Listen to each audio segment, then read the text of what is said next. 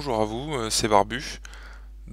Aujourd'hui, je vais vous parler d'un système d'exploitation basé sous Ubuntu qui s'appelle Elementary OS. Celle que je vais vous présenter est basée sous Ubuntu 12.4 LTS, donc la version qui était sortie en 2012. Il y a une version qui est en préparation qui s'appelle Isis, qui sera basée sous la version 14.4 LTS qui vient de sortir, mais qui sortira que courant été 2014. Voilà, pour l'instant je vous teste celle-là parce que bon, j'ai pas la possibilité de récupérer la version Isis. Donc cette version s'appelle Luna. Et j'ai voulu tester un nouveau système d'exploitation basé sous Ubuntu pour voir si comme Linux Mint il y avait de très bons dérivés, et je vous confirme. J'ai testé sans aucune appréhension a priori, et vraiment quelque chose de très sympa, un très bon système d'exploitation. Déjà, je vais vous montrer rapidement. Hop, déjà, quand on va sur le site internet d'Elementary OS, déjà un très bon site internet, hein, très bien fait. Il y a très bonnes explications, de la documentation plutôt sympa, vraiment bien pour télécharger et tout. Leur site déjà est très bien, donc déjà rien que d'avoir un bon site, ça donne envie d'essayer le système d'exploitation. Parce que bon, je suis tombé des fois sur des sites un peu bizarroïdes pour certains systèmes d'exploitation, et ça donne pas forcément envie d'essayer la distribution. Voilà. Donc, je vais vous lancer en VirtualBox cette nouvelle version. Quoi, non, c'est pas la nouvelle, mais bon, cette version donc d'Elementary OS qui m'a beaucoup surpris et vraiment qui est plutôt sympa. Alors, je vous la lance direct, comme ça vous voyez qu'elle est assez rapide à se lancer, hein.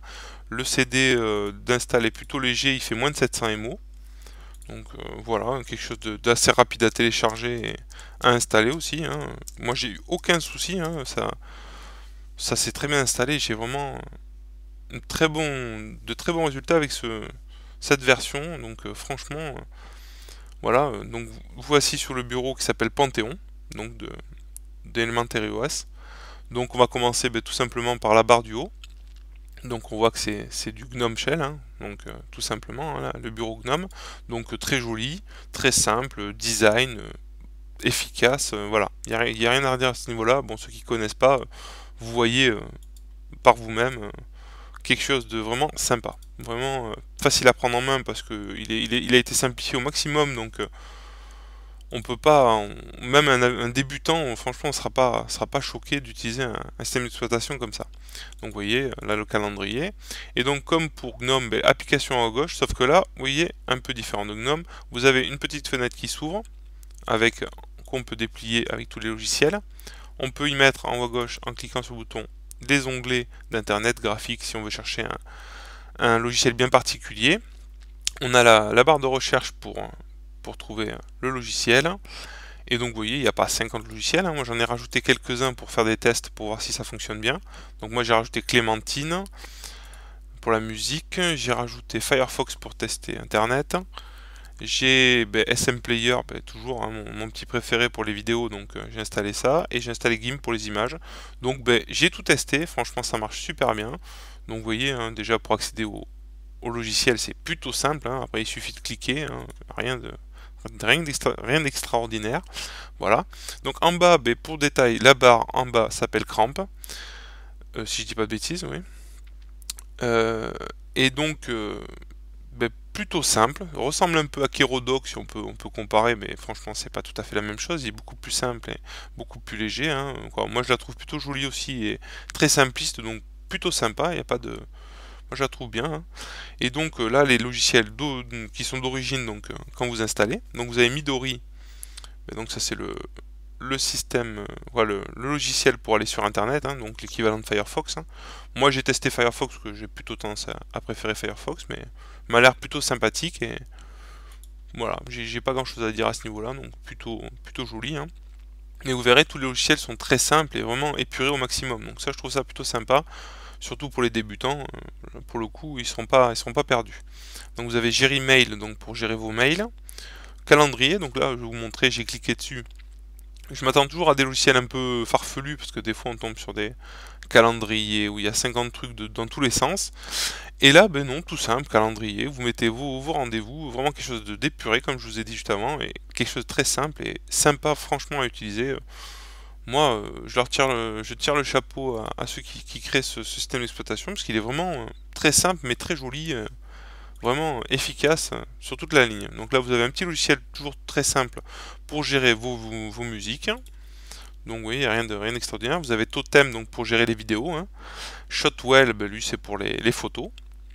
Vous avez le petit icône pour les paramètres système et la Logitech, je peux vous la montrer, hein, mais c'est exactement la même que pour Ubuntu ou Linux Mint, hein, vous voyez, il n'y a aucune différence. Bon, il est un peu long à se lancer et à afficher, mais sinon il n'y a aucune différence. Donc franchement, pour celui qui utilise Ubuntu ou Linux Mint, il peut très bien passer sur Elementary OS sans être choqué, sans être troublé, parce que c'est vraiment, voilà, vous voyez, exactement la même chose que Linux Mint ou Ubuntu. Donc franchement, simple.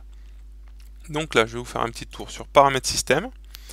Donc ben là, paramètres système, c'est pareil que... Donc je vais agrandir. Voilà, paramètres système, c'est à peu près pareil que sous Ubuntu ou sous Linux Mint, hein. Vous avez tous les icônes de réseau, imprimante, pilote additionnel. Voilà, il n'y a pas grand changement. Donc là où je vais vous montrer pour moi le changement que j'ai trouvé assez sympa. Donc quand on va sur bureau, voilà, déjà on a pas mal de fonds d'écran qui sont plutôt très jolis, je trouve. Donc comme d'hab, hein, voilà, on clique dessus, les fonds d'écran se changent, hein, il n'y a pas de... Voilà, il n'y a rien d'extraordinaire au niveau du fonctionnement, hein, ouais. Et puis en plus ils sont plutôt sympas, hein, ouais. Voilà, moi je trouve ça vraiment sympa comme fond d'écran. Donc ensuite on a, ce qui est bien, c'est que c'est fait avec d'autres petits onglets, donc vous cliquez sur dock, et là donc le dock c'est votre barre en bas, donc pour la gérer. Donc c'est plutôt sympa parce que là, hop là, je vais un peu vite, hein. Donc on peut choisir la taille. Donc voilà, vous pouvez réduire. Pour ceux qui sont un peu plus, qui sont un peu miro, on va dire ça comme ça, ils peuvent agrandir. Voilà, on peut faire ce qu'on veut. C'est simple, mais facile à gérer. Donc, comme je vous dis, hein, tout le monde peut prendre facilement en main ce système d'exploitation, hein. Donc toujours la barre, ben, on peut faire donc masquage intelligent. Je crois que c'est ça, non. Masquer si maximiser, ça c'est à l'origine c'est comme ça. C'est-à-dire que quand vous maximisez, elle disparaît, vous descendez, elle réapparaît, voilà. Par contre, un petit détail, quand vous mettez dessus, elle reste apparaît. Donc, elle reste visible, on va dire plutôt. Donc, par contre, si vous faites masquer intelligent, c'est toujours le même fonctionnement, sauf que voilà, quand une fenêtre vient le toucher, elle disparaît en bas. Moi j'ai une tendance à préférer, mais bon. Donc après vous avez la décoration d'origine Panthéon, hein, comme je vous ai dit. Après hein, on peut faire transparent par exemple, hein, si on veut juste les icônes.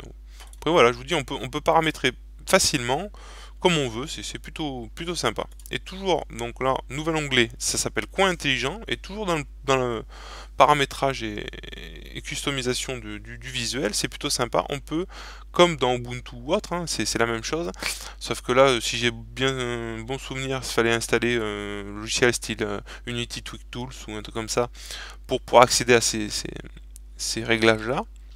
Là, donc ils sont d'office, donc je trouve ça bien, ils sont déjà installés dedans, et en plus bien traduits en français, donc voilà, pour pouvoir, dans chaque coin, quand on touche les coins de l'écran, leur donner une fonction. Donc là, je vous l'ai pas fait parce que sur VirtualBox, ça marche pas, hein. Mais bon, sinon en réel, il n'y a pas de raison, ça marchait très bien sur Ubuntu ou autre quand je l'ai utilisé, donc pas de raison que ça ne fonctionne pas. Voilà, donc dans tous les cas, n'hésitez pas à tester ces coins, hein. C'est plutôt sympa, moi je m'en servais souvent, hein, pour rétrécir les fenêtres, ou voilà quoi, c'est plutôt sympa. Donc voilà pour cette partie bureau, hein, pour pouvoir gérer son bureau est vraiment simple mais très sympa. Voilà, donc après si on doit revenir, après il n'y a pas de, moi j'ai pas eu de grosses nouveautés à ce niveau-là, hein, donc ah, petit plantage. Alors, qu'est-ce qu'il me fait? C'est pas grave, on verra plus tard.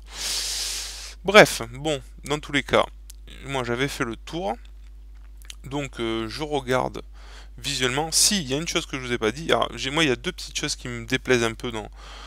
Enfin, qui me déplaisent, façon de parler, hein. Donc, on va par exemple ouvrir cette fenêtre. Voilà, hop. Donc, là, si on remarque, je vous ai pas montré, mais là, vous avez une petite croix donc pour fermer vos fenêtres. À l'opposé, ils ont mis pour l'agrandir. Voilà, vous avez un petit icône, pareil, pour agrandir ou rapetissir les fenêtres. Par contre, pas d'icône pour rabattre le logiciel en bas. C'est un peu dommage, bon, c'est pas très grave, parce qu'il y a un petit truc par contre qui me plaît, on va inverser la tendance. Ça, c'est un petit truc que j'aimerais bien trouver sur Ubuntu, je l'avais déjà dit, c'est quand on clique, voilà, la fenêtre apparaît où elle se rétracte toute seule, sans avoir besoin tout le temps d'appuyer sur le petit bouton. Donc là, le bouton n'y est pas, mais par contre, il y a la petite option, donc ça compense, on va dire, hein, mais bon, ça me gêne pas, mais c'est plutôt sympa. Par contre, un petit truc que j'ai pas trouvé, et je vais re-regarder, mais j'ai pas vu pour créer des fenêtres, des bureaux virtuels. Alors j'ai beau regarder, j'ai pas trouvé. Alors peut-être que c'est moi qui suis pas très doué et qui est pas trouvé, hein, la petite option.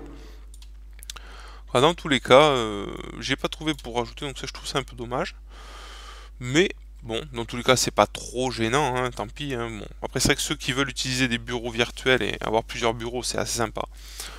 Mais sinon, bon, on fait ça. Voilà. Mais sinon, faut essayer de trouver. Je pense qu'il y a peut-être moyen de les rajouter en option quelque part. Voilà. Sinon, je vous ai fait le tour de ce Elementary OS qui est plutôt joli, simple, efficace. Voilà. Il porte bien son nom, Elementary, c'est franchement rien à redire, plutôt sympa. Donc il est très léger et rapide. Regardez, je vous fais l'instinction du système d'exploitation, donc éteindre, voilà, et hop, en quelques secondes, il disparaît. Donc plutôt sympa, efficace. Donc j'ai qu'une chose à vous dire, n'hésitez pas à l'essayer parce que moi ça fait une semaine que je l'essaye et il est plutôt sympa, rapide, efficace, donc rien à redire. N'hésitez pas, téléchargez le fichier ISO et installez-le, je pense que vous serez pas déçus. Voilà, donc je vais vous laisser là, n'hésitez pas à vous abonner sur ma chaîne ou à partager, et puis j'espère que ça vous a plu, et puis à une prochaine vidéo. Allez, ciao, à la prochaine. Allez, au lit.